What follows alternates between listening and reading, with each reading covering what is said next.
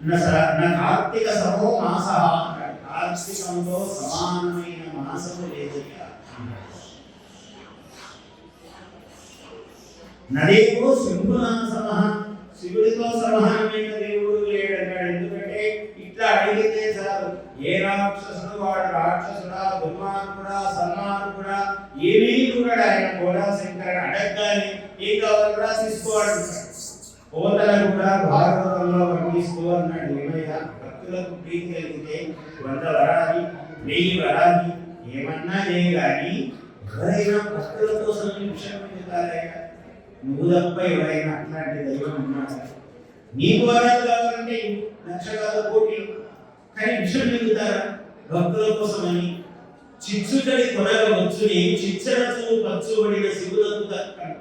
ఈ కంటి మంట కలిగిన 3వ కంటి వాడే ఉన్నారే, నువ్వు కాక ఇట్లాంటి పని ఎవరైనా చేస్తారా?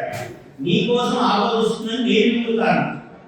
అలా దేవుడు అంటే ఎట్లాంటి దేవుడు అయ్యా? నువ్వు ఏ పుణ్యం చేసుకున్నా మాకు నువ్వు దేవుడుగా దొరికావు.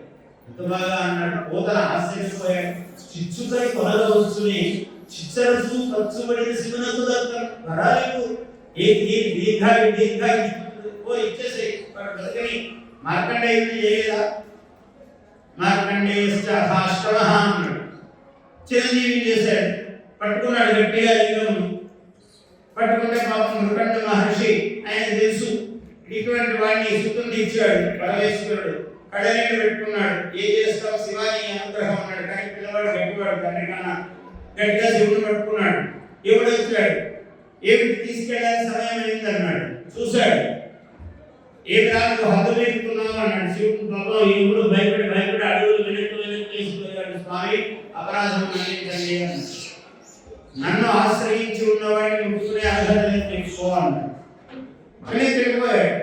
ఆయన తిరగ రాసుకున్నాడు. మళ్ళీ ఆయన దగ్గర పట్టిక మళ్ళీ రాసుకున్నాడు. ఎందుకంటే చెప్పింది శివుడు. Please subscribe to our YouTube channel. Like and share this video.